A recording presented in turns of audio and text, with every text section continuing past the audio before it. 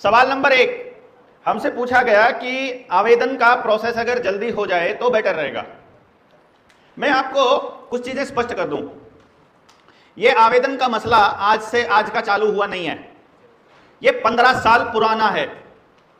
15 साल पहले आवेदन लगने शुरू हुए, लोगों ने अपनी दुकानें चालू कर ली, फिर जिन्होंने इसको शुरू किया था वो बदनाम होने शुरू हो गए, फिर रोक दिया गया। फिर 5 साल के बाद यानी आज से 10 साल पहले 2014-15 में फिर शुरू हुए आवेदन लगाने कि चलो शायद अब देश के लोग समझ जाएंगे। तब भी यही हुआ। 2020-21 में भी करना शुरू किया, तब भी यही हुआ। हर बारी जब भी लोगों को समझ दी जाती है, जब भी लोगों को समझाया जाता है, लोग अपने आवेदन लगाने चालू कर देते हैं, क्योंकि इसके अंदर उनको यह लगता है कि अगर थोड़ा थोड़ा पैसा भी इकट्ठा करेंगे तो सारा देश कर्जदार है, हमारे पास खूब सारा पैसा हो जाएगा। वो ये कैलकुलेशंस करते हैं। हमने भी जब इसको जनता सरकार मोर्चा में इंट्रोड्यूस किया था तो मैंने सब लोगों को एक बात बोली थी, हम 3 दिन की ट्रेनिंग करते हैं। 3 दिन में पहले 2 दिन कर्जे का जिक्र नहीं करते हैं और हम कहते हैं कि पहले पूरी बात को समझो कि हम ये मसला क्यों उठाए हुए हैं। हम ये मसला इसलिए उठाए हुए हैं कि क्योंकि पूरा देश कर्जदार है और हम उनको कर्जे से मुक्ति अगर दिला देते हैं तो भैया जी आसान हो जाएगा हम लोगों के लिए वो काम करना जिसकी जरूरत है कि बंदों को बात समझ में आ गई है, वो कर्जे से मुक्ति फील कर रहे हैं और उसके बाद में हम लोग आगे व्यवस्था परिवर्तन की लड़ाई को लड़ सकते हैं। इसीलिए रुपए के मसले पर, कर्जे के मसले पर जब बात समझाई जाती है, एक एक बात बताई जाती है।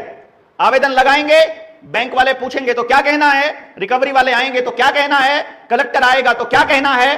भाई कागज की लड़ाई कागज से लड़ी जाएगी, वहां तक के कागज अपने पास हैं, लेकिन जब बात आएगी गुंडागर्दी की, वहां आपकी संख्या काम आएगी। बताई हुई नहीं है क्या? 4 हिस्सों में बंटने का क्या तुक्का? पहली बात तो ये बताओ। दूसरी बात, हमें यह मालूम था कि जब लोगों को पता चलेगा तो हमारे बीच में वकील भी बैठे होंगे, हमारे बीच में दलाल भी बैठे होंगे, हमारे बीच में स्वार्थी लोग भी बैठे होंगे, हमारे बीच में पॉलिटिशियंस भी बैठे होंगे। किसी को इसकी मदद से लोग इकट्ठे करके चुनाव लड़ना है, किसी को इसकी मदद से पैसा कमा करके अपना घर भरना है। 4-4 गाड़ियां ले ली ऐसे लोगों ने। क्या अगला क्वेश्चन पूछा किसी ने कि 1% दिए बगैर काम नहीं होता है? मैं आपको बता दूं, आज तक जनता सरकार मोर्चा के इतिहास में किसी भी व्यक्ति ने, जनता सरकार मोर्चा के व्यक्ति ने 1% नहीं मांगा, किसी ने भी नहीं मांगा। और परसेंटेज कह के मांगा है तो वो जनता सरकार मोर्चा का आदमी नहीं है। ये बात हर ट्रेनिंग में मैं बोलता हूं। अगर उसने मांगा है तो वो जनता सरकार मोर्चा का आदमी नहीं है, क्योंकि मैंने बोला यहां पे लोग अपना काम चलाने भी आएंगे। अगर वो आदमी यहां बैठा हुआ है जिसने 1% मांगा है तो वो हमारा आदमी नहीं है। कम से कम मेरे से कोई मतलब नहीं है, अभी बीच में नहीं। अभी मुझे कहने दीजिए, मैंने बोला? अरे मैंने तो नहीं बोला ना यार, वो जो जहां बोला उसमें मैं था क्या? मेरे से पूछा था उन्होंने वो कार्यक्रम करने से पहले। जिसने पूछा था वो कोई चोर होगा, मैंने नहीं बोला है ना। मैंने आज तक कभी किसी को कहा है, कभी भी नहीं कहा। हमने ये जो थोड़ा बहुत आपसे जो आवेदन के लिए आपसे जो सहायता राशि मांगी जाती है, ये इसलिए मांगी जाती है कि हम दान नहीं मांगना चाहते किसी से कि चलो ये वाला पैसा इकट्ठा होगा, मैं कम से कम किसी को हिसाब नहीं देना पड़ेगा। वो एक साथी ने जवाब दिया, हमको हिसाब नहीं दिया कितना पैसा इकट्ठा हुआ। काहे का हिसाब दे भैया? तुम्हारे दिहाड़ीदार हैं क्या हम? तुम्हारे नौकर हैं क्या हम? तुमसे कोई प्रतिशत मांग रखा है? तुमको किसी चीज की गारंटी दे रखी है? तुमको क्या कह रखा है? हमने कहा ये लड़ाई है हम लोगों के इकट्ठा होकर के लड़ने की। ये इकट्ठा करने का एक बहाना है आप लोगों को, केवल इकट्ठा करने का बहाना, इससे ज्यादा कुछ नहीं है। किसी साथी ने पूछा हम सुप्रीम कोर्ट में दस्तावेज लगा दे, जाइए ना। वो जो जिस पांडे की आप बात कर रहे हो ना, उसको बार बार एम्फेसाइज करके आप बोल रहे हो सुप्रीम कोर्ट का वकील। एक ही वकील नहीं होता है सुप्रीम कोर्ट का। हमने प्रशांत भूषण को भी समझाई है ये बात, ऑन रिकॉर्ड बोल रहा हूं, ये वीडियो में भी आएगी बात। प्रशांत भूषण को बैठ करके 3 घंटे गाड़ी के अंदर समझाया, सारी बात को समझा, और पूरे बात को समझने के बाद बंदे ने समझ में आ गया, सवाल पूछे और बोला कि आप 100% सही हो, लड़ाई लड़ने से मना कर दिया। क्यों कर दिया? पुलिस वालों के पास, पुलिस वालों के ऊपर एफआईआर नहीं होती है। हमारे साथी ने पूछा, एक भी पुलिस वाले के ऊपर एफआईआर नहीं हुई। 10 लाख रुपए तक की रिश्वत ऑफर करी मैंने इंस्पेक्टर को। रिश्वत देना लेना पाप होता है ना, जुर्म होता है। अभी ऑन रिकॉर्ड बोल रहा हूं, मेरे ऊपर हो जाए मुकदमा, मुझे डर नहीं है। लेकिन मुझे किसी ने बोला, मैंने कहा यार ये इतना बड़ा पंगा है। वो बोला एक मेरा इंस्पेक्टर मेरा दोस्त है, मैं जो कहूंगा वो कर देगा, लेकिन वो बेईमान है। मैंने कहा बेईमान है, कोई दिक्कत नहीं है, मैं कितने पैसे लेगा एक एफआईआर के? बोला 2-3 लाख रुपए ले लेगा। मैं कहा मैं 5 लाख दूंगा, और नहीं मानेगा तो 10 लाख भी ऑफर करूंगा। और मैंने किए। मैंने उसको बोला कि भाई तुम्हें आईपीसी के अंदर नॉन कॉग्निजेबल ऑफेंस है, एफआईआर करनी है, कर दोगे? उसने बोला कर देंगे। सबूत होने चाहिए। मैं सबूत दूंगा, कागज दूंगा, इतने कागज हैं, उसमें से इतने सारे तो लाया हूं, जिसको देखने होंगे देख लेना, जो वकील होगा उसी को समझ आएगा। मैंने बोला कि कॉग्निजेबल ऑफेंस है, ये सेक्शंस लगने हैं। मेज के ऊपर आईपीसी रखी होती है हर एसएचओ के पास, थाने में जाकर के देखना, हर एक एसएचओ के मेज के ऊपर आईपीसी होती है। मैंने कहा खोल कर देखो, अभी खुलवाई, उसको पढ़वाया, उसने बोला हो जाएगा। बोला किसके खिलाफ करना है? मैंने बैंक के मैनेजर के या बैंक के खिलाफ करना है। बोला भैया जी हमको ट्रेनिंग में कहा जाता है पैसे वाले मसले पर एफआईआर करनी ही नहीं है। क्या करोगे आप बताइए, क्या करोगे? उनको ट्रेनिंग में बताया जाता है कि इस मसले पर नहीं पढ़ना है। जजेस के पास जब जाओगे और जब बैंक फंसने लगेगा, जब बैंक के खिलाफ सारे सबूत होंगे और जब पता होगा कि एक आदमी को अगर राहत मिल गई तो पूरे देश को देनी पड़ेगी, उसी time supreme court, high court, वो सारे के सारे उसको डीआरटी में भेज देंगे कि जाओ डीआरटी में, यहां नहीं लड़ना। सुप्रीम कोर्ट भी वहां भेज देगी कि ये पैसे का मसला हमको नहीं करना, ये डीआरटी करेगा। मैंने बताया ट्रेनिंग के अंदर, ये ट्रिब्यूनल बनाए ही इसलिए गए थे, बताया ना ट्रेनिंग में, एक एक चीज बताई हुई है, एक एक चीज। जितने सवाल आप लोगों ने पूछे हैं सारे के सारे, एक भी सवाल ऐसा नहीं है जिसका जवाब मैंने अपनी ट्रेनिंग में नहीं दिया हुआ है। किसी को लगता है मैंने जवाब दिया हुआ इन सबका? कोई है यहां जिसको पता हो कि मैंने जवाब दिए हुए हैं? अगर ये हाथ खड़े कर रहे हैं इसका मतलब मैंने इन सबके जवाब दिए हैं। इसका मतलब या तो आपने ट्रेनिंग को ध्यान से सुना नहीं, या फिर आप कभी कोई वीडियो नहीं देखते हो, या फिर आप अपना नॉलेज इकट्ठा नहीं करते हो, या आपको सवाल नहीं पूछना, आपको सवाल लेने, आपको मजे लेने हैं कि आप फोन कर दो और हम लोग गाड़ियां उठा करके आपका घर जब्ती करने बचाने आ जाएं। कोई किसी के लिए यहां नौकर नहीं है, किसी का कोई ठेका नहीं ले रखा है, कोई ठेकेदार नहीं है, ठेकेदार नहीं बनना किसी ने। हमने कहा था हम भी ठेकेदार नहीं है आपके, हमने ये कहा था हम आपके साथी हैं, हमारे पास कुछ दस्तावेज हैं। बैठे बैठे बात। मैं डॉक्टर साहब के साथ ही एक बात करूंगा। पूना के अंदर मुझे भी एक पुलिस वाले ने बोला है कि हमें आईपीसी पढ़ाया जाता है लेकिन हमें इंप्लीमेंट करने के लिए नहीं बोला जाता। वहां हमने जब्ती रोकी थी और उसका डिटेल हम दे सकते हैं। तो मैं डॉक्टर साहब की बात को यहाँ पे भी हमने वो कंफर्म किया है। कोई नहीं, पता है मुझे, मैं ऐसी बात बोलूंगा ही नहीं, ऑन रिकॉर्ड बोल रहा हूं भाई, मुझे जवाब देना पड़ेगा कल को। मैं कोई कमजोर बात या अधूरी बात नहीं कह सकता आप लोगों को, मैं नहीं बता सकता, मैं बरगला नहीं सकता, बहका नहीं सकता। कल को लोग सड़क पर पूछेंगे खड़ा करके कि तुमने हमारे को मिसगाइड क्यों किया। एक भाई कह रहा था कि आपकी वीडियो सुनने के बाद लोगों ने इंस्टॉलमेंट भरनी बंद कर दी। ट्रेनिंग्स के अंदर चिल्ला चिल्ला कर बोलता हूं, मेरे कहने से इंस्टॉलमेंट बंद नहीं करनी है। मैं चिल्ला चिल्ला के ये कहा, बात समझ में आ जाए और लड़ने का मन कर रहा और प्रशासन से और सिस्टम से टकराना हो तो ही इंस्टॉलमेंट बंद करना, पूरी बात समझने के बाद। ऐसा बोला है कि नहीं बोला? तो फिर इसका मतलब वो लोग तुम इल्जाम लगा रहे हैं कि भैया तुम्हारे कहने से लोगों का नीयत बिगड़ रही है। नहीं, और यहां जो आए हुए हैं वो हमारे भरोसे नहीं आए हुए हैं। इस देश के अंदर जो जब्तियां इस टाइम चल रही हैं, अभी भी इस वक्त भी किसी ना किसी का घर नीलाम हो रहा है, इस वक्त भी किसी के ना किसी का ट्रैक्टर, किसी की गाड़ी उठाई जा रही है। आप क्या कर रहे हो उसमें बताना? आप मेरे से पूछते हो ना कि जनता सरकार मोर्चा क्या करेगा या क्या कर रहा है? अभी जिनके लूट रहे हैं उनका आप क्या कर रहे हो? आप तो यहां बैठे हो। जहां तक पहुंच पाएंगे, जहां हमारी ताकत जहां तक होगी वहीं तक तो जा पाएंगे ना हम लोग। उन लोगों तक पहुंचने के लिए तो हमें आप लोगों की मदद चाहिए कि हर गली हर घर के अंदर। लेकिन आपको तो दिहाड़ी निकालनी होगी, तो फिर कैसे काम चलेगा? आपको दिहाड़ी खराब होने का खतरा होगा तो कैसे काम चलेगा? वो बोला पुलिस वाले जब आ जाते हैं और नाम लिखने लगते हैं तो पतली गली से निकल लेते हैं। ये क्रांतिकारी हैं हमारे। मतलब हम लोग चले हुए हैं सिस्टम से टकरा करके, जिनका पता है कि क्लियरली कि इसमें दो ही रास्ते हैं, ये रास्ते से हटाएंगे, किसी भी तरीके से हटाएंगे। क्योंकि सिस्टम के अंदर जब हम सिस्टम के लिए खतरा बन जाएंगे, अभी तक तो क्या है, चिल्ला रहे हैं भाई, बोलने वाला है, भाषण दे रहा है, कोई चक्कर नहीं है। पर जिस दिन ये लोग कह रहे थे कि 1 लाख लोग समझे हुए, मैंने 1 लाख लोग आवेदन वालों का बात कभी नहीं करी है। मैंने नहीं कहा कि 1 लाख आवेदन लग जाएंगे जबकि बात होगी। आवेदन जितने मर्जी लगे कोई बात नहीं, ये तो 1 लाख लोग समझे हुए कि हमारा मसला क्या है, ये बात तो समझो यार। हम लोग लड़ाई क्या लड़ रहे हैं पहले वो तो समझो यार। हम लोग सिर्फ आवेदन की लड़ाई नहीं लड़ेंगे भैया, हम हाथ जोड़ रहे हैं। जिस भाई को सिर्फ आवेदन की लड़नी है लड़ो। अभी आनंद बोल रहा था कि अलग संगठन बना सकते हैं, भैया बना सकते हो, हर ट्रेनिंग में बोला है मैंने। आप जितने लोग बैठे हो, 150 लोग बैठे हो, 150 संगठन बनाओ, हमें कोई दिक्कत नहीं है।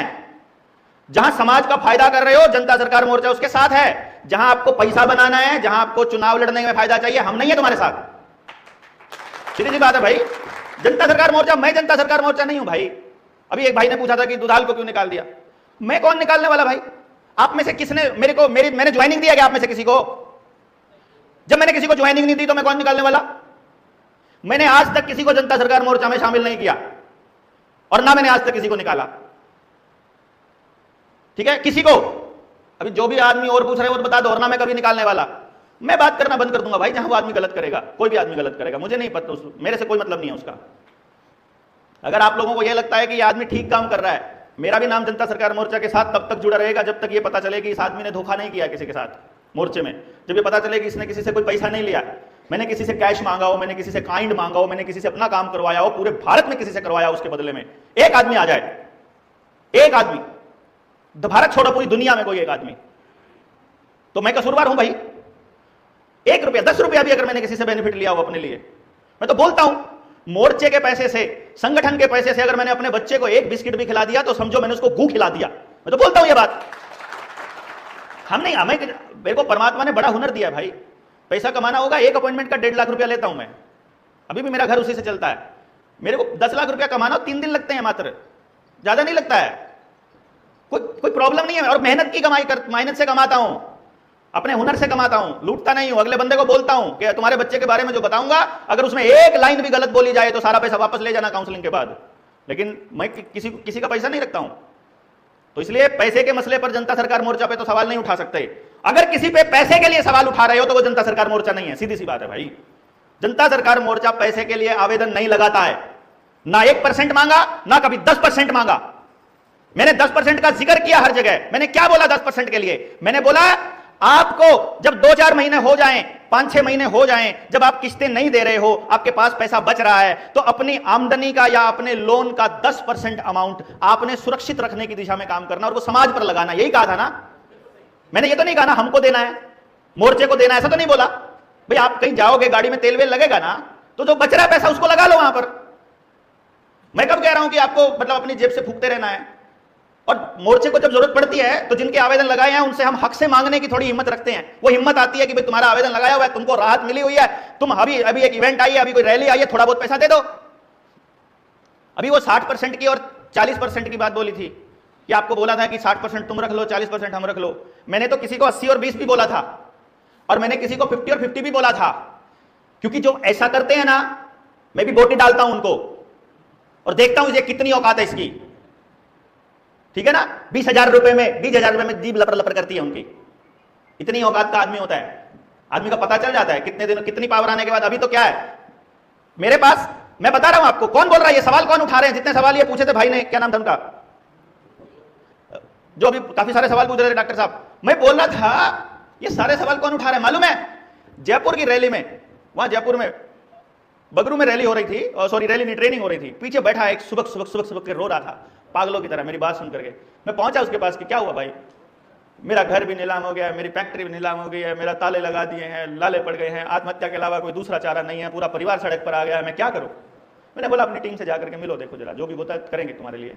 करा, उसकी फैक्ट्री का ताला तोड़वाया, उसको अंदर बिठाया, अभी वो वहां बिजनेस कर रहा है 800, मेरे को बोलता है मैं 10% मांगता हूं। ऐसे हरामियों की बातों में आप आ जाओगे यार? इतनी अक्ल मारी गई है हमारी कि हम लोग छोटे छोटे स्वार्थों के लिए अपने लोगों के ऊपर सवाल उठाएंगे। इसीलिए तो ट्रेनिंग में बुलाते हैं कि बात सुन लो भाई पूरी पहले, कहीं फिर बाद में ना तुम लोगों को कोई भी वहम हो जाए कि तुमको झूठ बोल करके अपने पीछे अपने साथ लगा लिया हमने। जिसको निकालने की आप बात कह रहे हो, हमने नहीं निकाला भैया, वो दूसरे कर्ज मुक्ति वालों के पीछे जाकर के खुद लगा था वो। समझ रहे ना? मैंने नहीं लगाया, अपनी दुकान अलग खोलनी होती है उनको।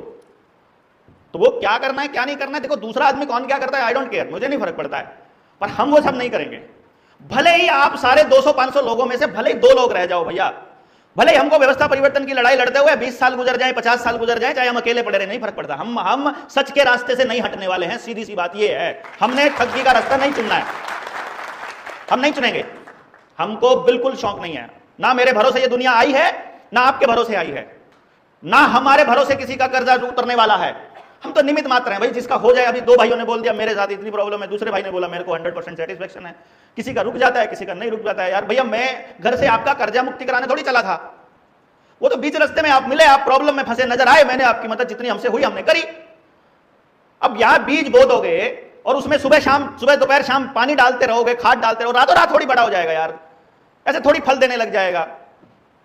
अपना नियति का अपना काम है करने का, परमात्मा का प्रकृति का अपना तरीका है काम करने का। हमारे बस की नहीं है ये, हमारी औकात नहीं है कुछ भी करने की, इतने बड़ी व्यवस्था से टकराने की, इतना बड़ा परिवर्तन लाने की अपनी बस की बात नहीं है, या आपकी भी बस की बात नहीं है, मैं आपको सही बताऊं। और फर्क क्या है, अंदर में हिम्मत किस बात से आती है कि आज का काम अपनी ईमानदारी से 100% ईमानदारी से किया है ना, तो अपन तो एक रात को सोने से पहले एक बार बोलते हैं तेरा तुझको अर्पण, तू जाने अब क्या लागे मेरा भाई। मैं कुछ नहीं, मैं तो सुबह उठ के पूछता हूं उससे आज क्या करवाना है बता दे, जो करवाना कर देंगे, नहीं उधर से कुछ आती है आवाज की कुछ करवाना है तो सो जाते हैं अपन, क्यों नींद पूरी नहीं होती जब लगता है ये करवाना है उठ के चल पड़ते हैं उसी टाइम, चाहे रात को 1 बजे देख लो, चाहे 4 बजे देख लो, चाहे सुबह देख लो, चाहे रात को देख लो, आपको ऐसे ही लगेंगे, हम ऐसे ही करते हुए नजर आएंगे, कभी ऐसे कम नहीं नजर आता। तो एक तो प्रोसेस, जल्दी की जो प्रोसेस थी भैया, देखिए ट्रेनिंग में बुलाने के पीछे पर्पज यही होता है। आप नहीं जानते हैं आप अपनी जगह पर 100% सही हैं, आप परेशान हैं, मैं उस परेशानी को 100% समझता हूं, पर आप अगर हमारी परेशानी देख लेंगे ना, आप अगर हमें समझ लेंगे तो उस दिन आपको दिक्कत नहीं आएगी। हमारी क्या परेशानी होती मालूम है? हमारी परेशानी ये होती है कि बंदे ने रोते हुए फोन किया कि सुसाइड करने जा रहा हूं, कोई हेल्प नहीं कर रहा है, हमारे दिल पर सीधी लगती है बात, हम पहुंचते हैं सब काम छोड़ करके, उसका सारा काम करवाते हैं, उसका आवेदन लगवाते हैं, मैनेजर से बात करके आते हैं, और बात करने के बाद में और सारी लड़ाई लड़ना चालू करते हैं, और उसको बोलते हैं अब तू सारी बात समझ ले, अब तू सब कुछ समझ ले, और समझ करके अब लड़ाई लड़नी है तुझे, और सिर्फ तुझे मुक्त नहीं होना है, पूरे गांव को मुक्त करना है, ऐसा करके उसको समझा के आते हैं, और वो भी हाँ हाँ समझाते हैं। जानते हो, जब अगले हफ्ते उसको फोन करते हैं कि भैया तुम अपने गांव में मीटिंग रख लो, बाकी लोगों को भी समझ में आ जाए, ताकि पता है क्या बोलता है, मैंने तो 10 लाख का लोन 1 लाख रुपए में सेटल कर लिया। हमें उसके लिए अच्छा लगता है, पर मैंने इसके लिए थोड़ी ना उसकी मदद की थी। अरे मैंने कहा तुम्हारा 1 लाख में सेटल हो गया, फिर भी मदद तो करो यार जो बाकी के फंसे हुए हैं। डॉक्टर साहब इतना टाइम किसके पास है? किसी के साथ लड़ रहे होते हैं, हम बैंक वालों के साथ लड़ रहे हैं, हम उनके साथ बहस कर रहे हैं, और वो कह रहे हैं तुम जिसकी बात कर रहे हो वो तो अपना सेटलमेंट करके जा चुका है, क्या करें भाई? हम आवेदन लगा रहे थे और वो पता चलता है वो अपने आवेदन लगा रहा है किसी और के, समझ रहे हो? मेरे से आवेदन बनवाया। यहां पे कौन लोग हैं जो पहले भी आवेदन के बारे में जानते थे भाई? है कोई? नहीं जानते थे ना, तो समझ दी हमने रोका किसी को आवेदन मत लगाओ। मुझसे बहुत शिकायतें आई, फलाना आवेदन लगा रहा है, ढिमकाना आवेदन लगा रहा है, और मैंने कहा लगाने दो ना भाई, क्या दिक्कत है, हमारा ही तो काम कर रहा है। कि पैसे ले रहा है तो दे रहा है, अगला तो ले रहा है, हमने तो सरेआम खुलेआम बोला हुआ है कि हम पैसे के लिए नहीं करते हैं। वो जिनका बात अभी कर रहे थे वो अपने मुंबई वाले साथी हैं, 10 लाख रुपया ले लिया यार उनसे, हमारा नाम लेकर के, हमारे साथ फोटो दिखा करके 10 लाख रुपया एक आदमी से ले लिया। बताओ अब क्या करें? और हमारे को 2000 रुपया दे देते हैं तो खरीद लिया। यार ये गलत बात है, ये इस तरह की बातें तो लगती हैं, फिर लगता है कि यार किसके लिए लड़ रहे थे यार, मतलब किन के लिए चले थे आप काम करने, फिर ऐसा फील होएगा ना। लेकिन रुकेंगे फिर भी नहीं हम लोग, पहले बता रहा हूं, आप जितने मर्जी कर लो, टांग खींच लो, लेकिन हम रुकने वाले नहीं है, क्योंकि ये तो पड़ा हुआ है, ये तो ब्रेक करे, कोई बात नहीं, ब्रेक लगा देंगे, आगे बढ़ जाएंगे।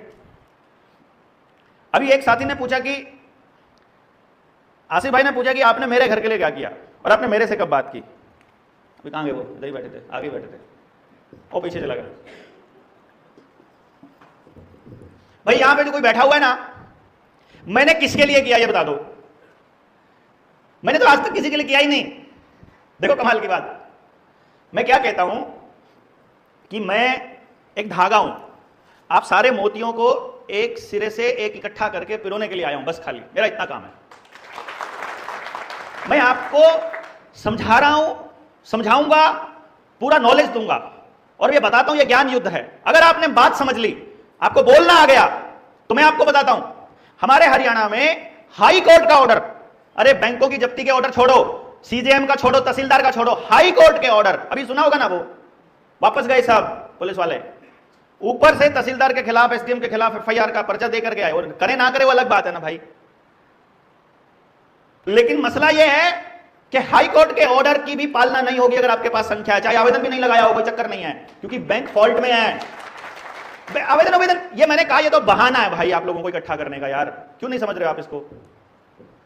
अभी असली लड़ाई तो इसके बाद शुरू होगी जब हम हाई कोर्ट में लड़ेंगे। जो लोग आवेदन लगा रहे हैं हम उनके बारे में कभी नेगेटिव नहीं बोलते हैं, हमने बोला ठीक है लगाओ, पैसे में मत लूटो यार, कम से कम इतना कर लो बस। बाकी लोगों से मैं यही सलाह देता हूं, और फिर भी मैं ये कहता हूं कि भैया वो हमारा काम इसलिए कर रहे हैं कि अपने लालच में ही सही, और कर्जदारों को तो लेकर के आ ही रहे हैं ना बाजार में, हैं?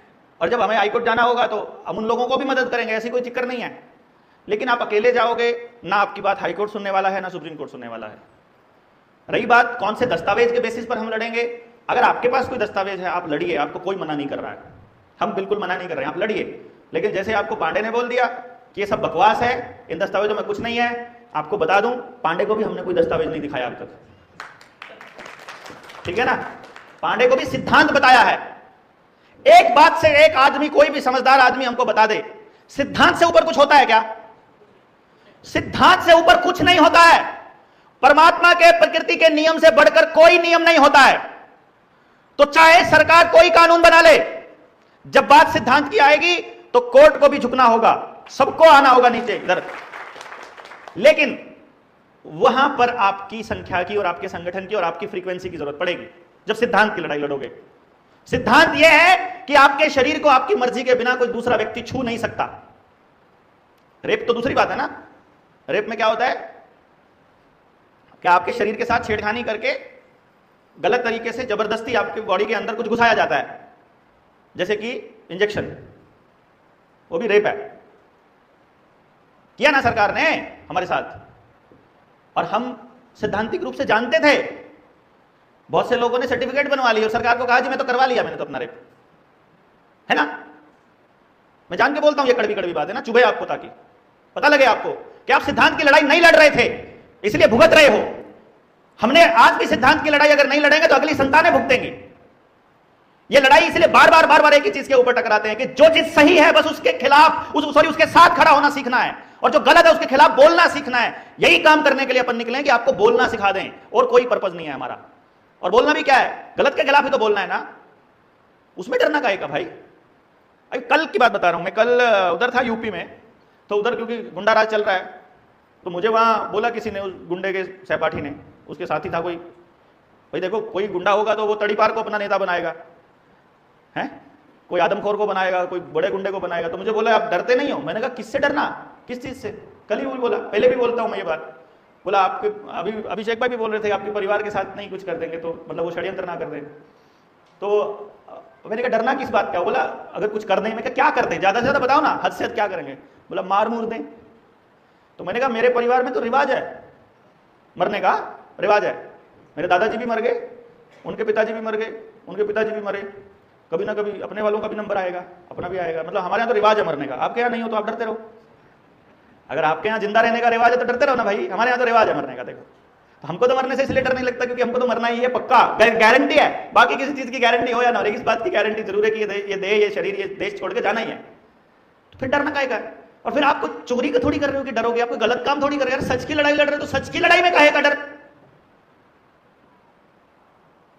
तो इसलिए 1% वाला सवाल खारिज किया जाता है कि नहीं। और दूसरा बोला भाई मेरे घर के लिए क्या किया, मैं उसको बता दूं आसिफ भाई।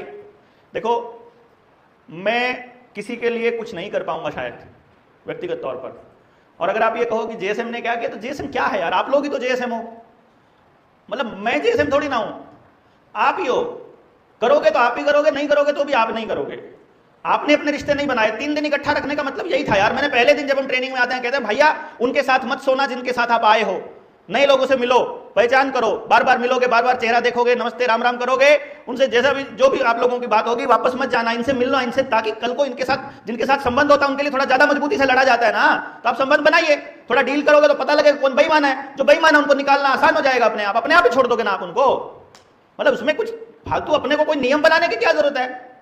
जो बेईमानी कर रहा है उसको मारो लात, सीधी सी बात, निकलो यहां से। अभी मैं ये जो नेता खड़े थे ना, जो इधर ठेकेदार खड़े हुए थे 5-6, इन ठेकेदारों में से जो ईमानदार आदमी है उसको छांट लेना, नहीं तो बाकी मारो लात, सीधी सी बात है। इसमें क्या है, कोई भी है। और नेतृत्व कोई दिया थोड़ी जाता है। कोई बोले कि यार भलारा जी आप बता दो, आप कह दो कि ये वाला प्रधान होगा महाराष्ट्र का, अपन नहीं बोलने वाले भाई, समझ गए ना। नेतृत्व कभी भी दिया नहीं जाता है, नेतृत्व स्वीकार किया जाता है ना भाई, है।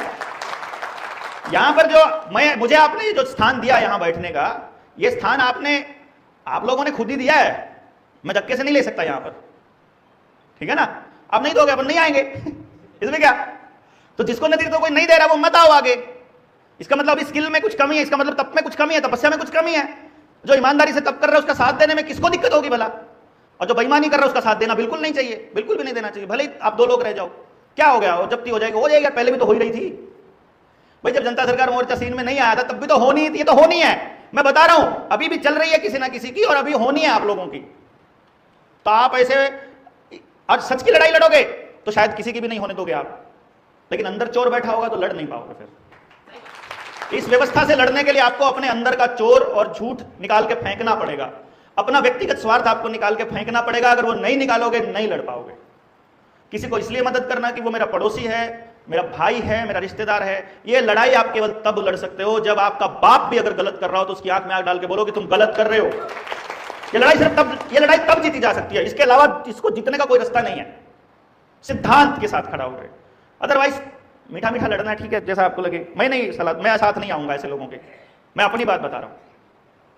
अभी बोले कि ये जो लड़ाई लड़नी है उनका पेपर को लेकर के क्या करना है। पेपर को लेकर के मैं आपको बता दूं, जितना पेपर मैंने आपको दे दिया है पहला आवेदन है, अगर आप सिर्फ इस बात पे भी अड़ जाओ ना कि मेरे आवेदन का एक एक लाइन का स्पष्ट जैसे मैंने पूछा है वैसे जवाब दो और पैसे लो, सिर्फ इस पे भी अड़ जाओगे तो कोई कुछ नहीं कर सकता है। सिर्फ इस पे भी अड़ जाओगे, समझ गए ना? उसमें कितनी स्पष्ट रूप में लिखा है यार, इससे ज्यादा स्पष्टता से नहीं बता सकते कि आपके साथ कितनी बड़ी ठगी हो रही है। और वो नहीं मान रहे, वो इसलिए नहीं मान रहे क्योंकि उनको पता है आप लोग चोर हो, उनको पता है कि हम चोर हैं, उनको पता है कि ये लड़ नहीं पाएंगे ज्यादा। मेरे जैसा आदमी नहीं लड़ पाएगा कि वो अकेला खड़ा है, आप जो नहीं लड़ पाओगे क्योंकि आपको पता है दूसरे कहीं और फंसा देंगे, तो आपको डर रहेगा चुपके चुपके से, क्योंकि आप अपने आप को सेक्रीफाइस करने के मोड में नहीं आए हो। जिस दिन आप पुलिस वाले के सामने जगह क्या करेगा तू, ज्यादा से ज्यादा जेल में डालेगा ना, गोली मारेगा ना, मार ले गोली, जिस दिन ऐसे बोल दोगे उस दिन होगा भाई अब तो खत्म होगी कहानी, डर ही निकल गया इनका। तो ऐसे बोलने का सीखने का बताया था मैंने आपको, ये थोड़ी कहा था कि भैया जी देख लो आवेदन का जवाब देता, ऐसे थोड़ी। अरे बैंक वाला आया, बैंक वालों का फोन आया, जो साथी ने पूछा कि उनका फोन आता है बार बार तो क्या कहें, अरे सब कुछ बताया हुआ मैंने, क्या कहें सब कुछ। गोल्ड स्टैंडर्ड की बात, अरे गोल्ड स्टैंडर्ड की बात क्या बोली है, आप सिर्फ इतना पूछ लो तुमने हमको पैसा नकली दिया कि असली दिया, इतना ही पूछ लो खाली। और उनको बोलो तुमने क्या दिया, पैसा दिया क्या उन्होंने, लीगल टेंडर दिए उन्होंने आपके खाते में, या तो खाते में ट्रांसफर किया हुआ या लीगल टेंडर दिया, पैसा नहीं दिया है उन्होंने आपको। और आप क्या कर रहे हो, आप जो सुबह से लेकर रात तक मेहनत कर रहे हो, आप असली धन दे रहे हो, आप असली रुपया दे रहे हो उसको, आप नहीं समझ पा रहे हो। आप अगर टमाटर बेच रहे हो, टमाटर असली धन है। अगर आप गेहूं बेच रहे हो, अगर आप कोयला है, आप पेड़ बेच रहे हो, मेहनत कर रहे हो सुबह से लेकर रात तक, शरीर की ऊर्जा उनको दे रहे हो, वो असली धन दिया आपने उनको, असली धन के बदले में वो धन का टेंडर दे रहे हैं आपको। आप उनसे कैश भी नहीं करवाने की हिम्मत कर पा रहे, 10 का नोट ले जाकर बैंक वालों से लेके की भी हिम्मत नहीं है हमारी यार। हमको सबको पता है कि उसके ऊपर लिखा हुआ मैं धारक को 10 रुपए अदा करने का वचन देता हूं, गवर्नर के साइन है, और हम इतने बुज़दिल हैं, हम इतने अकेले हैं कि हम गवर्नर से कह नहीं सकते कि मेरे 10 रुपए दे, तूने लिख के दिया हुआ है। 10 रुपए भी नहीं मांग सकते यार हम अपने। अब मतलब इतनी कॉमन सेंस मर गई हमारी, उसमें लिखा नहीं हुआ कि मैं 100 रुपए अदा करने का वचन देता हूं, मांग के दिखाओ 100 रुपए, दे रहा है कोई, उसको बोलो तुम मुझे 100 रुपए दो, बता देगा वो, जवाब ही नहीं दे रहा है। तो इसके लिए भी आप लोगों को मतलब इसके लिए भी मैं खड़ा हूं आपके लिए। तो कॉमन सेंस है भाई, जो मैं आपको इसलिए कह पा रहा हूं थोड़ा गुस्से में, थोड़ा जोर से, कि मैं निकला हुआ हूं और मैं सबको बोल रहा हूं कि आप भी निकलो। आप क्या सोच रहे हो कि दोपहर में यार एसी में बैठ लेते हैं, दोपहर को गर्मी होती है बाहर, कोई नहीं मिलेगा। आप मुझे देखना, मैं आपको अभी कल मैं सोच नहीं रहा था लेकिन मैं अपनी वीडियो जारी मैं दिखाऊंगा। मैं अभी आते हुए भी मैं तो अकेला था तो मेरी किसी ने बनाई नहीं, कल तो मैं जा रहा था तो साथ में पीछे से बना ली, वो सोनी था मेरे साथ तो उसने मुझे फिर भेजी, मैंने कहा यार ये क्या बना लिया, कहता आप बता रहे थे। मैं एयरपोर्ट पे बैठा हूं फ्लाइट की वेट में, वहां पर भी यही काम कर रहा हूं। मैं ट्रेन में जा रहा हूं तो बोगी में यही कर रहा हूं, आसपास की दोनों तीनों बोगियों को यही बता रहा हूं, पूरा न्यू वर्ल्ड ऑर्डर। मैं आगे लाइन में चल रहा हूं, मैं वहां भी यही बता रहा हूं। मैं जहां बैठा हूं मैं वहीं यही कर रहा हूं, 24 के 24 घंटे यही कर रहा हूं। और इसलिए मैं आपसे थोड़ा स्ट्रांगली ये रिक्वेस्ट कर सकता हूं कि भाई कुछ तो करो यार, दिन का 1 घंटा तो दो कम से कम, कुछ तो समय दो अपने देश के लिए, अपने बच्चों के लिए, अपनी आने वाली पीढ़ियों के लिए, सच्चाई के लिए, सिद्धांत के लिए, पड़ोसी के लिए, अपने लिए, किसी के लिए तो करो थोड़ा सा।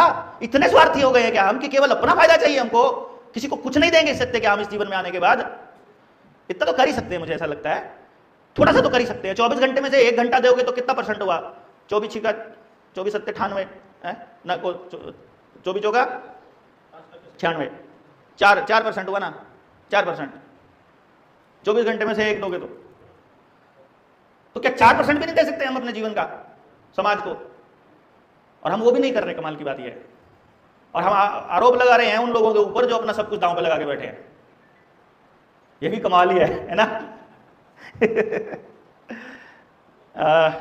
एक भाई बोल रहे हैं कि जो पेपर का क्या करना, मैं आपको बता दूं साथियों, भाई अगर हम आदमी कम है इसमें मेरी गलती नहीं है। देखो मैं नहीं रुका हूं, और मेरा कोई लोन भी नहीं है, मैं आपको पहले बता दूं, ना मेरा कोई लोन है, ना मुझे किसी को देना है। मैं अपने बच्चे को, अभी भी मेरा बच्चे को 10 साल हो गए हैं कोई दवाई लिए हुए, मुझे भी 27 साल हो गए हैं, मैंने कोई टैबलेट नहीं खाया है 27-28 साल से, कोई एलोपैथी की ड्रग्स नहीं ली। मेरे घर में 19 साल की मेरी शादी हो गई है, मेरी बीवी ने नहीं एलोपैथिक ड्रग खाती है वो की बीवी। तो मेरे घर में ना बीमारी है, मेरे घर में पूरी प्यार मोहब्बत है। मेरे घर में मेरा बच्चा ऑलरेडी सब लेवल पे पार कर चुका है, वो सुरक्षित है, उसको कोई कुछ नहीं कह सकता है। मैं और मेरा परिवार आज पूरा 100% सेफ है। अपना फायदा करना हो तो मैं आज, मेरे पास इतने लोग हैं, एक असेंबली का इलेक्शन लड़ने के लिए 20 लोगों की जरूरत होती है डेडिकेटेड। मेरे पास तो 200 लोग तो महाराष्ट्र में ही हैं जिनको मैं बुला सकता हूं अपना चुनाव लड़वाने के लिए, समझे ना? तो मतलब मैं सांसद बन करके और मैं मंत्री बन करके अपना गुजारा भी कर सकता हूं, या बिजनेस करना हो तो खूब सारा पैसा बना के अपना कंपनी चला सकता हूं। मुझे कुछ भी नहीं पड़ी है कि मैं आप लोगों के लिए निकलूं या किसी के लिए निकलूं, लेकिन मुझे फिर ये दर्द किस बात का आता है कि देखो जिसको पता नहीं है वो कुछ ना करे समाज के लिए, वो तक तो चलता है, उसका तो माफ होना चाहिए, पर जिसको पता चल जाए वो भी घर में रहे तो वही असली पापी है, वही असली निकम्मा, वही सबसे बड़ा गद्दार है इस देश का। तो मैं वो गद्दार वाला ठप्पा नहीं लगाना चाहता, इसलिए मैं अपनी लड़ाई अपने आप खुद से अंदर से आकर के लड़ रहा हूं। तो कोई साथ नहीं दे रहा, कोई बात नहीं है। मैं ये कह रहा था कि पेपर अपने पास सारे हैं, लेकिन वो ऐसे हैं ब्रह्मास्त्र की तरह है। आप जाओगे, आपने वहां डाल दी एप्लीकेशन, वो रिजेक्ट होएगी, बिना मतलब जज चिढ़ते रहेंगे और सुने बिना वो गलत बात हो जाएगी। हमारा अगला स्टेप मैं आपको पहले बता रहा हूं, महाराष्ट्र में हम लोग सबसे पहले, सॉरी मध्य प्रदेश में हम लोग सबसे पहले PIL लगाने वाले हैं। हमारा इरादा था इस साल हम इस महीने में हम अप्रैल में किताब अपनी पूरी छाप देते। लगभग 90% किताब का काम पूरा हो चुका है, 10% भी हो जाता। एक तो हमारा मिस्ड कॉल सर्विस वाला जो नंबर था उसकी पेमेंट नहीं गई 18,000 रुपये, क्योंकि खाते में नहीं था JSM के, हमारे पास पैसे नहीं थे। और फिर वर्मा जी को लैपटॉप चाहिए था, वो बोले लैपटॉप के बिना वो काम नहीं होगा। हमारे पास लैपटॉप के भी पैसे नहीं थे, मैं आपको बता दूं। कहीं आप कह रहे हो ना हिसाब नहीं देते हैं, पैसे नहीं है, मतलब हमारे पास एक्चुअली लैपटॉप का भी पैसा नहीं है JSM के पास, जिसको हम JSM सेंट्रल टीम बोलते हैं। तो वो काम इसलिए लटका हुआ है। अभी किताब छपने की कॉपी छपनी है, वो भी नहीं पता है कि कहाँ से आएगा, पर अभी तक के सारे काम होते आए, ये भी हो जाएगा। मेन बात यह है कि वो काम इसलिए रुका हुआ है, लैपटॉप की वजह से नहीं रुका हुआ। मेन पॉइंट ये था कि वो तो हम ला भी देते, पर वर्मा जी बीमार हो गए, पिछले 15 दिन से बीमार चल रहे हैं, तो वो अभी थोड़े रिलैक्स हुए हैं। मुझे लगता है 1 हफ्ते में हम लोग किताब पूरी कर देंगे। पूरी करने के बाद उसका डिज़ाइनिंग और उसकी प्रूफ रीडिंग होने के बाद फिर हम लोग किताब छपने के लिए दे देंगे। इधर से किताब छप के एक कॉपी आएगी, वही कॉपी के साथ वो किताब क्या है एक्चुअली मैं आपको बता देता हूँ। वो जितने भी दस्तावेज हमने RBI से और भारत सरकार से इकट्ठे किए हैं, उनकी ही सर्टिफाइड कॉपीज को हम किताब में जगह दे रहे हैं, ताकि गांव के हर आदमी के पास वो नॉलेज और वो इन्फॉर्मेशन और वो सारे कागज मिल जाए। हमको रखना नहीं है ये कि दस्तावेजों को छुपा के रखने हैं या हम आपको देना नहीं चाहते हैं। बात ये है कि अगर वो पब्लिक डोमेन में आ जाते हैं तो ब्रह्मास्त्र चल जाएगा ना, फिर वो लोग उसको गलत तरीके से इस्तेमाल कर लेंगे, मतलब वो ठुस बम हो जाएगा, है ना। हम ये चाहते हैं वो पूरा दस्तावेज मिले आपको, कि उसको एज इट इज अगर आप पढ़ लो तो आपको पता चल जाए कि ये, उसको कोई भी जज पढ़े, उसको कोई भी वकील पढ़े, जरूरत ना पड़े उसको समझाने की। पढ़ और देख, एक एक चीज सरकार ने खुद लिख के दिया हुआ है भैया। जो भी बातें हमने आपको आज तक बताई हैं, वो सारी बातें हमको RBI ने या सरकार ने लिख करके सर्टिफाइड कॉपी दे रखी है। कुछ भी हवा में नहीं चल रहा है, ठीक है ना। पर चूंकि हमारा यह था कि ठीक है स्लो प्रोसेस चलती रहेगी, हमें क्या जल्दी पड़ी है। जिन लोगों को, जिनका सब कुछ बर्बाद हो रहा है, अगर उन्हीं को जल्दी नहीं पड़ी है, उनको नहीं करना है, तो फिर हम क्या करें, फिर हमारा क्या रोल है। तो वो हमारा प्लान ये है कि पहले हम मध्य प्रदेश में अपना वो लगाएंगे PIL, और हमको पूरा यकीन है कि वो रिजेक्ट होगी वहां से, मैं आपको पहले बता रहा हूं, कहीं आपने कहो। और उसका पर्पज ये है कि वो रिजेक्ट हो जाए।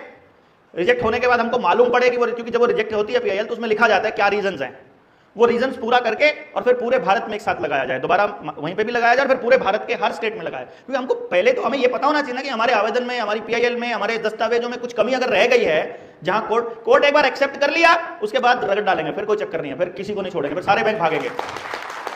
अब बैंक भाग गए, और बैंक भागने के बाद ये व्यवस्था चरमरा के गिर गई। वो व्यवस्था बनाने के लिए फिर कौन ठेकेदार आएगा, फिर आएंगे, हमको बनना है प्रधान, फिर जूत बजाएंगे आपस में। अरे अभी कुछ कर लेंगे तो हमको अपने नेतृत्व पता चल जाएगा कि कौन सही काम कर रहा है। काम कर नहीं रहे हैं, प्रधान की चाहिए सबको, है?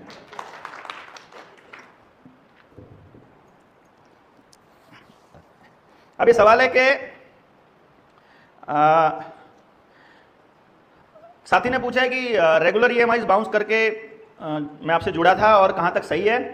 तो मैं आपको बता दूं साथियों कि मैंने कभी नहीं कहा कि आप रेगुलर EMIs नहीं भरो। सुनील भाई ने बोला है अगर, तो वो भी पूरी बात समझाने के बाद ही बोला है ना। देखो हमने जो भी बात बोला, अगर मान लो सुनील भाई ने ये बात बोलने से पहले ये लाइन ना जोड़ी हो तो मैं उसको ऐड कर देता हूं। और चूंकि आप अभी जुड़े हुए महीना 2 महीने से, तो कोई जलम बचोड़ी बात नहीं हुई है। आप अपना मतलब इसका, अगर आप ठीक ठाक EMI दे रहे थे तो कंटिन्यू कर दीजिए, हमारे कहने से बंद मत कीजिए। अगर हमारे कहने से बंद करना है तो पहले पूरा मसला समझिए, देखिए आपके साथ ठगी हो रही थी, आप होते रहने देना चाहते हो तो उनको दीजिए पैसे, और आपको लड़ाई लड़नी है तो फिर आप आइए खड़े होकर के। फिर उसमें हमारा क्या रोल है, हमारा क्या रोल है। हम तो दस्तावेज प्रोवाइड करके, हम तो क्या कर रहे हैं, हमने तो आपको फिर इकट्ठा ला के खड़ा कर दिया, फिर हम आपको इकट्ठा कर देंगे। हम तो आपको इकट्ठा करके रखने का काम कर रहे हैं कि भाई एक दूसरे का साथ दो, एक दूसरे के साथ खड़े हो। और हम में अगर हमारे लीडर्स इकट्ठे नहीं होने देते हैं, अगर आपका कोई भी लीडर, मैं आपको एक कहानी बताता हूं, अगर आपका लीडर काम नहीं कर रहा है, देखो किसी ना किसी के माध्यम से आप JSM से जुड़े हो ना, कोई यानी आपसे पहले जुड़ा था, तो जो आपसे पहले जुड़ा था वो आपका लीडर है इस टाइम पे, वो आपको लीड कर रहा है। अगर वो किसी की बुराई कर रहा है, अगर वो किसी के बारे में इधर उधर कुछ कर रहा है, अगर वो खुद काम कम कर रहा है, दूसरों की बुराई ज्यादा कर रहा है, तो सीधा सीधा उसको साइड में करो और जेएसएम से डायरेक्ट जुड़ो। कोई चक्कर ही नहीं है, उसको पड़ा रहने दो। अकेले लीडरशिप कहां पे दीवारों में करेगा वो? बिना आदमियों की लीडरशिप कहां से होती है कि नहीं? फालतू चक्कर में पड़ने की जरूरत नहीं, आप संभालो कमान, आप उससे बेटर कर सकते, कोई दिक्कत नहीं। ये थोड़ी है कि आपसे, अभी एक साथी था वो बोला जी हम उनको भी नाराज नहीं करना चाहते हैं। मैंने कहा क्यों?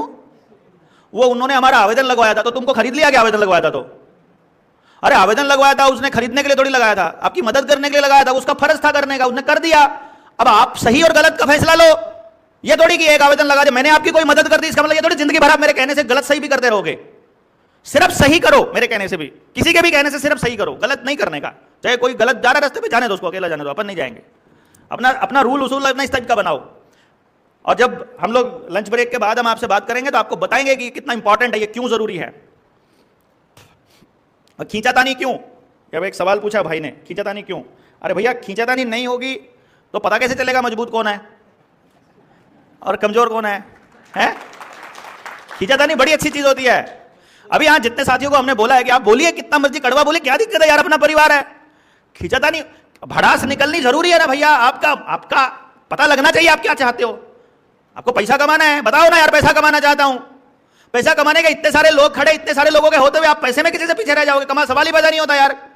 मेरे को बताओ, आपको पैसा कमाना है ना, आप में से जितने लोगों को, आवेदन वाले से मत कमाओ, मैं आपको पैसा कमाने का तरीका बताऊंगा। जितना चाहो उतना कमा लेना यार, मैं आपका साथ दूंगा। मेरे पास ये जो मेरी विद्या है, मैं जिसका 1.5 लाख रुपए लेता हूं, मैं इसका फ्रेंचाइजी देता था पहले। पूरे इंडिया में 65 फ्रेंचाइजी था इसका, और फ्रेंचाइजी काम करता था, अपने को 20% रॉयल्टी आता था, अपन मौज में थे।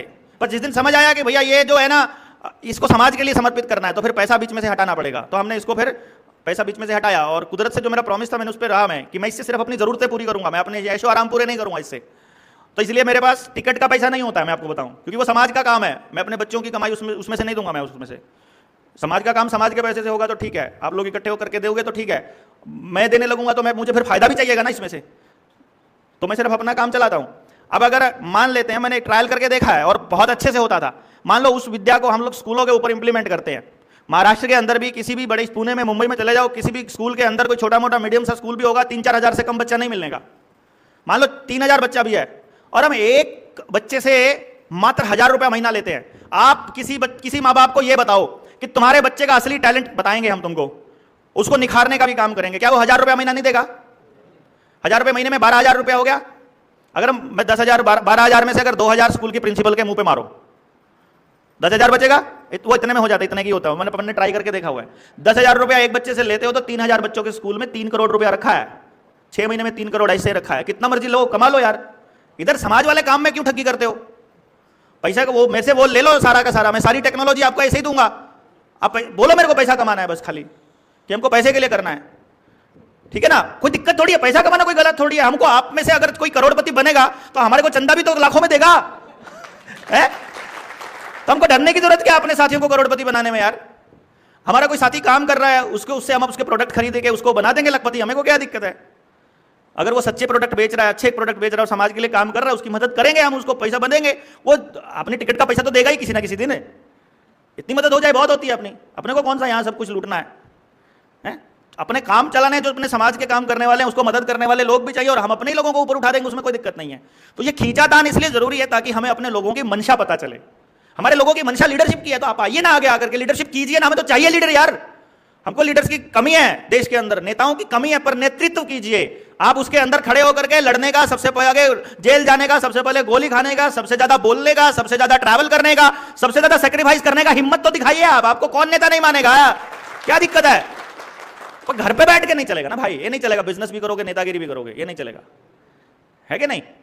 तो ये खींचातान अच्छी बात है, हमें एक दूसरे की मंशा पता चलती है।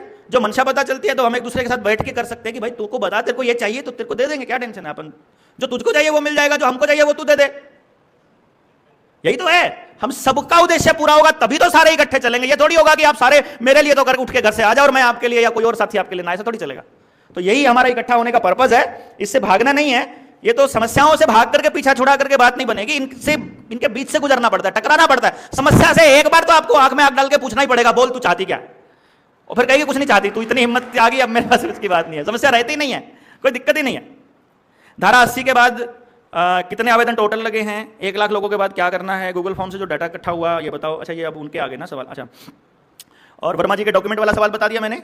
यूनिक आईडी का सवाल पूछा है, आप जिस साथी ने आपका आवेदन लगाया उसी से पूछो कि वीर सिंह के पास जो रजिस्टर्ड में नंबर है वो नंबर बता दो आप मुझे, वो यूनिक आईडी है आपकी, उधर रजिस्टर में जो नंबर है वो देख लो। आपके पास सबके पास वीर सिंह का डायरेक्ट नंबर है 98 96 98 24 28 नंबर है, मैसेज करके पूछ लो उससे कि भैया हमारा आवेदन का नंबर क्या है। हफ्ता वेट कर लेना, क्या जरूरत पड़ी है, छोटा सा क्वेश्चन है तो थोड़ा देख के, जब डायरी रखी होगी पास में तभी बता पाएगा ना वो, है ना। तो ऐसा करके वो हम लोगों को मालूम पड़ जाएगा कि हमारा नाम आवेदन वहाँ गया हुआ है कि किसी ने यहाँ से अपने आप ही लगा दिया घर पर बैठे बैठे। ठीक, और मैं बता देंगे, वो वीडियो आएगी उसमें भी पता लग जाएगा और बाद में भी लिख देंगे। और धारा 80 के बाद मैंने बता दिया ना क्या करेंगे हम लोग, हमको PIL लगाना है धारा 80 के बाद। और जो नोटिस उनका आता है उसका रिटर्न जवाब दो आप। रिटर्न जवाब में अगर आपने सिर्फ अपनी ट्रेनिंग करी हुई है तो आपको रिटर्न जवाब पता है, आप अपने हाथ से लिख के भेज दो। मैं आपको फिर बता रहा हूं, हमारा इंतजार भी करने की जरूरत नहीं है। जितनी बातें हमने आपको बताई हुई है, एक भी बात हवा में नहीं है, एक भी बात नकली नहीं है, एक भी बात में आप फंसने वाले नहीं है। आप कंफर्म करके पूछो कि ये वाली बात हमने ट्रेनिंग में बोली है कि नहीं बोली है। जैसे हमने बोली है, जैसे मैंने बोली है, वो आप वैसे की वैसे भी आप उसमें लिख दोगे ना, वैसे के वैसे अपने हाथ से लिख दोगे तो भी बैंक वालों के पास जवाब नहीं है। और फिर मैंने तो सबसे बात करने का तरीका अपनी वीडियोस में बताया हुआ है कि रिकवरी वाले आते हैं तो वो क्या उनके अधिकार हैं, क्या आपके अधिकार हैं, DC आता है तो क्या है, बैंक वाले आते हैं तो सबका बोला हुआ है। नीडर इंडिया वाले चैनल पे आप जाकर के देख सकते हैं, उस पर ना आपको मालूम पड़ जाएगा। और जो डेटा इकट्ठा हुआ था, एक साथी ने बोला था कि हमको डेटा नहीं मिलता है। देखो साथियों, डेटा ऐसे किसी की जानकारी देना मुझे लगता है गलत है ना। अब जनता को पता होना चाहिए डेटा, जनता को नहीं पता होना चाहिए डेटा। आप में से जो साथी काम कर रहे हैं रेगुलरली और हेल्प करने के लिए कर रहे हैं, उनको पता होना चाहिए। अब अगर जनता सरकार मोर्चा में आप मुझे कुछ मानते हो थोड़ा बहुत कि भाई आदमी थोड़ा काम कर रहा है, तो फिर इंतजार कर लो PIL लगाने का। और अगर आपको अपनी PIL लगानी है तो जितना आपके पास डेटा इकट्ठा आप उसी से लगाओ। फिर हम लोग वो डेटा नहीं देने वाले हैं, किसी को नहीं देने वाले हैं। वो डेटा इसलिए दिया था, हम आपसे मांगेंगे, आपने नहीं देना है तो आप मत दीजिएगा, कोई दिक्कत नहीं है। लेकिन उस पर नाराज होने की भी जरूरत नहीं है और नाराज करने की भी जरूरत नहीं है। लेकिन वो डेटा पब्लिक में नहीं होना चाहिए कि कौन सा डेटा है क्या है। वो आपके ग्रुप में नंबर डले हुए हैं, जो बताना चाहता है अपने आप को कि मेरा कर्जे का इशू है, जो अपने आप को साथ में आना चाहता है वो आओ। और जिसका कर्जे का इशू नहीं है, जब हम लोग साथ दे रहे हैं तो आप लोगों को भी देना चाहिए, साथ में घर से उठ करके आना चाहिए।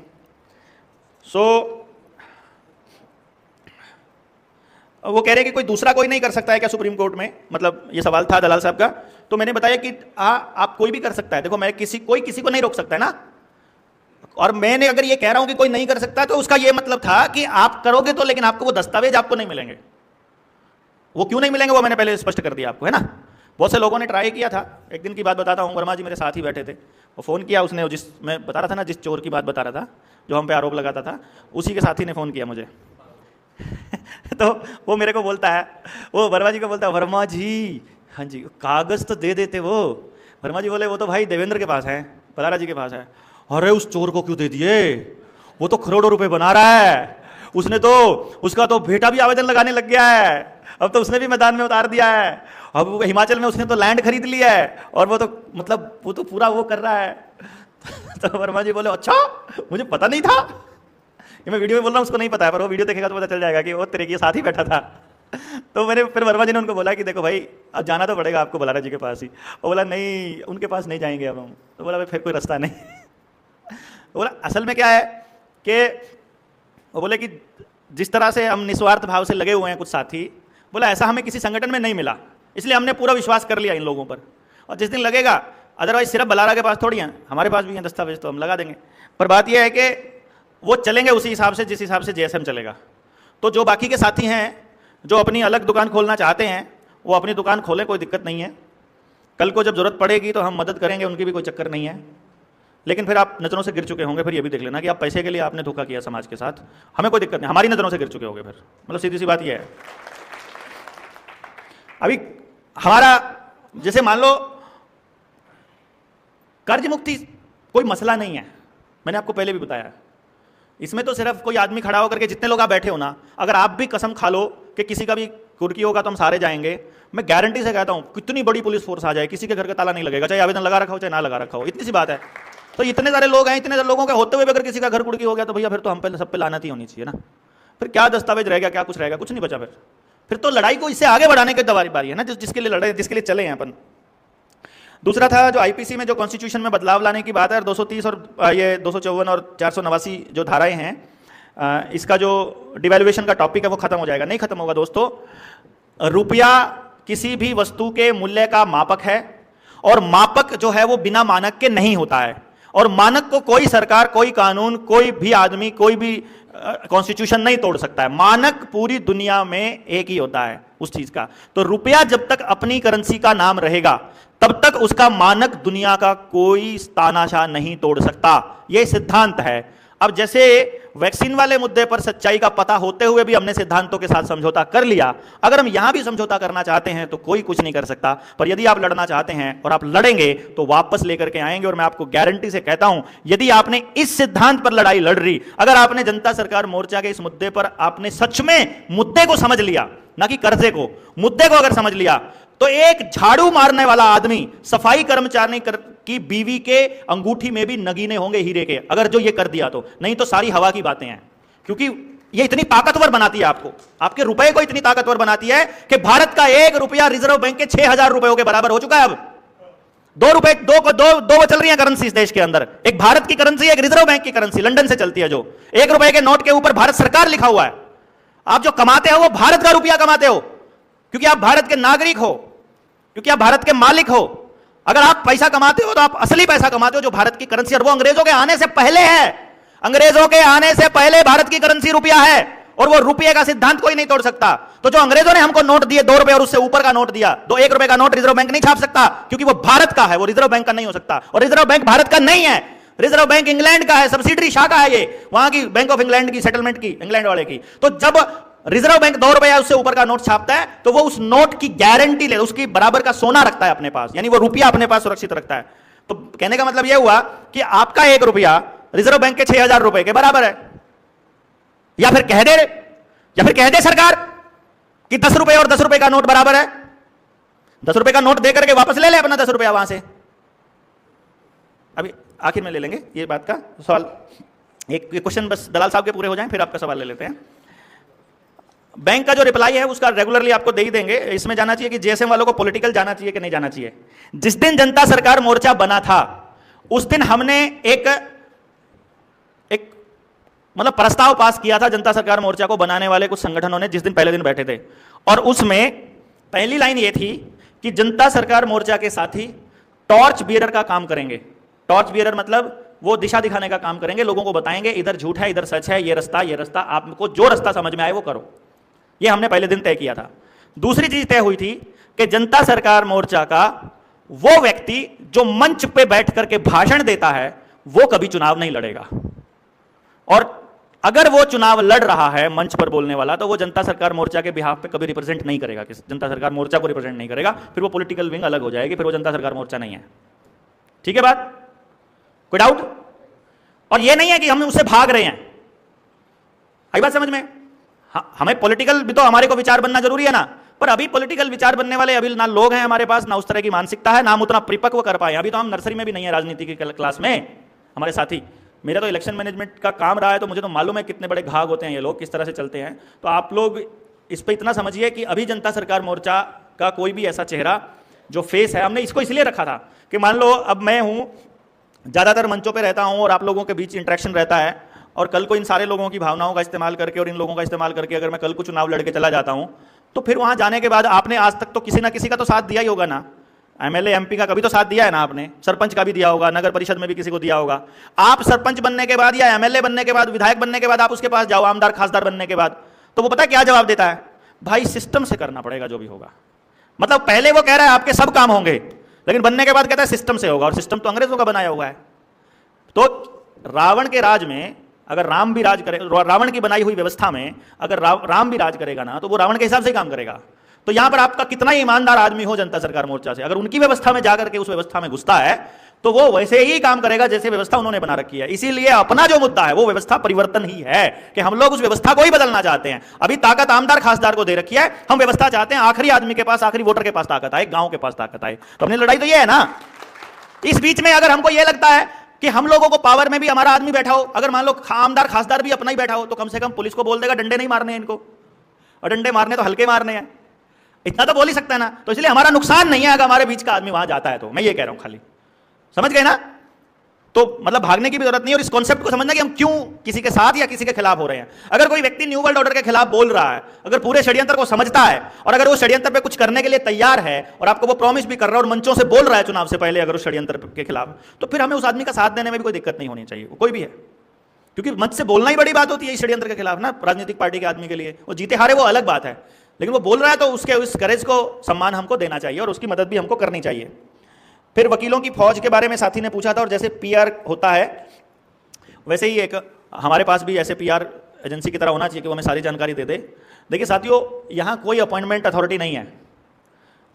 यहाँ एक बड़ा कमाल की तीसरी लाइन बता देता हूँ। फिर अब जो जनता सरकार मोर्चा बना उस टाइम हमारी तीसरी लाइन क्या थी इसके अंदर सभी साथियों की, वो ये थी कि भैया जी कंसीव जो करेगा डिलीवरी उसी की होएगी। आइडिया जो कंसीव करेगा उस आइडिया की डिलीवरी वही देगा। जिसने भी आइडिया लिया कि ऐसा होना चाहिए तो करो ना, आओ मैदान में, आप कमान संभालो और ये वाले काम पे काम करो।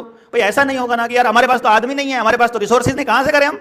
आप अपना आइडिया लेकर के आओ, आपके साथ देंगे, भाई ये वाला बंदा पीआर संभालेगा। अगर बेईमानी करता है तो कोई बात नहीं है, चले अपना दूसरा देख ले, नहीं देखे तो ना देखे, अपन तो राम भरोसे चले हैं, अपना कुछ नहीं है यहाँ पर, ठीक है ना। हमारे पास इतनी ताकतें, इतने रिसोर्सेज नहीं है कि हम इतनी बड़ी ताकतों से लड़ ले। अपनी तो बस खाली दो ही ताकत हैं, एक सच्चाई और एक अपनी ईमानदारी, हिम्मत, बस और कुछ नहीं अपने पास। इसके भरोसे चले हुए हैं, इस पे यकीन करके साथ आते हो तो ठीक है, नहीं तो भैया अपने घर पे रहो। अगर सच की लड़ाई में जीत तो सच की होनी है, ये तो होना ही है, मैं आपको बता देता हूं, ये होना है। समाज हो, दुनिया हो, आपका मतलब आपका जीवन हो, आपका रिश्ता हो, राजनीति हो, शिक्षा हो, मतलब कुछ भी हो जीवन के अंदर, वो हमेशा ईसीजी चेक करो अपनी, आप शेयर मार्केट चेक करो, आप इधर कोई पत्थर फेंक के देखो पानी में, लाइट वेव के फोटोन का ट्रैवलिंग देखो, वेव का ट्रांसमिशन देखो, तो हमेशा ऐसे मिलता है, एक बार ऊपर एक बार नीचे। कोई भी चीज आगे बढ़ेगी, एक बार ऊपर जाएगी, एक बार बिल्कुल नीचे जाएगी, फिर ऊपर जाएगी। तो अपने सारी चीजें आज बिल्कुल गलत में गई हुई है ना, रिश्ते भी, सामाजिक भी, नशा भी इतना बढ़ा हुआ है और सब चीजें मतलब माइनस में चल रहा है, तो थोड़ा और चलेगा, फिर तो इसने ऊपर ही आना, जब नीचे जाने की जगह नहीं बचेगी तो उस दिन फिर क्या होगा, हम जैसे लोगों का नाम हो जाएगा कि भैया ये भी थे इसमें शामिल, ठीक करने में। तो होना ही है, ये तो उसका काम है ऊपर वाले का, तो हम तो ऊपर वाले का काम कर रहे हैं बस, खाली ये सोच करके कि भैया उसका काम है, जितना हो बन पड़ रहा है ईमानदारी से करो, बात खत्म, उसके अलावा कुछ नहीं है। तो आइडिया अपना लेकर के, कोई भी साथी के और भी आइडियाज आते हैं चालू कर दो, उसके ऊपर काम करना। जो दिक्कतें आती है साथियों से पूछो कि यार ये वाली दिक्कत आई है, इसको कैसे सॉर्ट आउट करें, वो आपस में मिलकर के आप कर लोगे इसके अंदर। और फिर कोइनेज एक्ट का है इसके अंदर,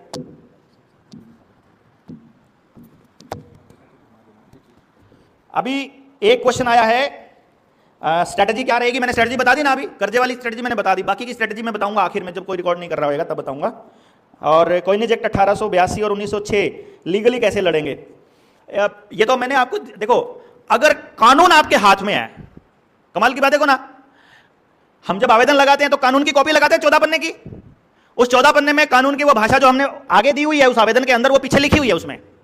अगर सरकार, पुलिस, बैंक उन कानूनों को ही मानने से मना कर रहा है, अभी मैं एक बैंक में गया, मैंने कई बार जिक्र किया इस बात का, मैं गया कई बार ना, तो मुझसे उन्होंने बोला, इकोनॉमिस्ट था कि डॉक्टर साहब आप जनता को भ्रमित कर रहे हो। मैंने कहा कैसे भ्रमित कर रहा हूं, बोला आप कह रहे हो कि गोल्ड स्टैंडर्ड होता है। मैंने कहा हाँ होता है। बोला गोल्ड स्टैंडर्ड तो सरकार ने खत्म कर दिया। मैं कहा पहला बात, सिद्धांतिक रूप से किसी भी मापक का मानक खत्म नहीं किया जा सकता, जैसे ही करोगे तहस नहस हो जाएगा, सब पूरी व्यवस्था तहस नहस हो जाएगी। दूसरी बात, एक सेकंड के लिए हम ये मान लेते हैं कि जो तुम कह रहे हो वो सरकार ने कर दिया, वो कानून दिखाओ, वो कानून लाओ ना जिसके तहत उन्होंने गोल्ड स्टैंडर्ड खत्म करा है। कोई कानून नहीं है, तो गोल्ड स्टैंडर्ड खत्म करने का कानून नहीं है तो खत्म कैसे कर दिया, एक चिट्ठी लिख के खत्म कर दिया। बोला ना, वो तो कितने दिनों से नोट ऐसे ही छप रहे हैं। वो मान ली तुम्हारी बात, नोट ऐसे ही छप रहे हैं, इसका मतलब ये भी है कि सरकार ने अगर गोल्ड स्टैंडर्ड खत्म कर दिया है, सरकार ने अगर मानक खत्म कर दिया है, इसका मतलब सरकार कितने नोट छाप सकती है जरा बताइए मैनेजर साहब। वो जोनल मैनेजर था, वो बोला कि जितने मर्जी छाप सकती है। मैंने कहा कितने भी छाप सकती है? बोला हाँ, तो फिर वो भी छाप लो जो हमसे कर्जा लेना है तुमने, है? फिर वो भी छाप लो जो टैक्स की फॉर्म में ले रहे हो हमसे। हमसे काहे को करवा रहे हो? क्योंकि वो हमारे वाला पैसा असली पैसा है, ये नहीं समझ रहे हो आप। आपसे इसलिए चाहिए क्योंकि आप असल में कमा कर दे रहे हो और वो असल में छाप कर दे रहे हैं। तो जब आपसे ले रहे हैं तो वो आपकी कमाई है, और जो वो छाप रहे हैं वो अनलिमिटेड छाप करके आपकी जमीन को बोलेंगे बोलो 20 लाख का किला एकड़ बेचना है कि 50 लाख का बेचना है कि 2 करोड़ का बेचना है कि 10 करोड़ का। भैया जी हम लोग ना वो लोग हैं, अपने देश वाले लोग, अपने देश क्या हर देश के लोग ऐसे लोग हैं कि बीवी के लिए अगर 5 लाख का 10 लाख का हार भी लेकर आ रहे हो ना, तो रिक्शा वाले से 5 रुपए पे लड़ सकते हैं। अपन पॉकेट में 5 लाख 10 लाख रुपए का हार होगा, हम सब्जी वाले से 2 मिर्चों पे लड़ सकते हैं कि 2 मिर्च और गिर देना। क्योंकि हम वैल्यू फॉर मनी को देखते हैं। इट इज नॉट कि हम कंजूस हैं, ये नहीं कि हम उसको लूटना चाहते हैं, ये कि हमें लगता है कि अभी कीमत पूरी नहीं हुई है। समझ गए ना? इसका मतलब यह हुआ कि अगर कोई उद्योगपति मुंह मांगी कीमत आपकी जमीन के लिए दे रहा है तो वो नोट उसको फ्री में मिले हुए, इसका मतलब कमाई नहीं है उसने। तो फ्री की चीज से वो आपकी असली पूंजी खरीद रहे हैं, अपनी असली पूंजी लूट रहे हैं, ये समझो। इस लूट की व्यवस्था को समझो। बैंक आए ही केवल आपको लूटने के लिए थे, बैंक आए ही आपको लूटने के लिए थे, समझे? आगे चले जाओ, पीछे चले जाओ, पीछे। अरे आगे चले जाओ, आगे पीछे तक जाओ। अब आ गया दस्तावेज मिल सकते हैं क्या आरबीआई के? मैंने जवाब दे दिया ना इसका, तो जवाब है ना? हाँ हो गया, आ गया ना जवाब। सभी सवालों के जवाब अभी तक मैंने अपनी तरफ से देने की पूरी कोशिश करी है। कोई भी साथी अगर जब अपने सारे बात हो जाएंगी उसके बाद भी किसी भाई का जवाब सवाल बचेगा वो भी देंगे, और फिर फाइनल में सोल्यूशन तक जाएंगे, जाना किसी ने नहीं है। अभी आपका भोजन का समय है, और अभिषेक भाई आप कुछ पूछना चाह रहे थे, आपका सवाल अब आ गया। हाँ हाँ, अभी हमने दो विषयों पे अभी थोड़ी कंट्रोवर्सी की स्पष्टीकरण चाहिए था। एक तो प्रोमिसरी नोट और फॉरेंसिक एक्सचेंज का जो कंट्रोवर्सी है ये स्पष्टीकरण चाहिए, और बार बार हम फ्रीमेसन लॉ को नोट कर रहे हैं यहाँ पे कि भाई ये सीक्रेट सोसाइटी की जो पॉलिसीज़ है जो बहुत लंबे समय से चलती आ रही है, पोप के समय से चलती आ रही है। तो थर्ड पोप से लेकर आज तक कितने सारे लोगों ने कई आंदोलन किए, इसमें चंगेज़ खान और हिटलर जैसे लोग भी थे, और आज के ज़माने के जो आंदोलनकारी है जो शांतिपूर्वक आंदोलन करते थे ये भी थे। गांधी जी ने कहा था कि संपूर्ण स्वराज, ये देश आज़ाद होगा तो पूरा होगा, आज़ादी का विभाजन होगा तो मेरी मृत्यु पर। तो ऐसी अवस्थाओं को भी शांत कर दिया गया। तो ये आंदोलनों को शांत करना कितना मुश्किल होगा? 10-10 लाख की गड्डियाँ एक घर में भेज दी तो घर वाले तो कोई भेजेंगे नहीं आपको। तो ऐसे बड़े आंदोलनों के लिए ऐसे लोगों से कैसे अपेक्षा कर सकते हैं हम?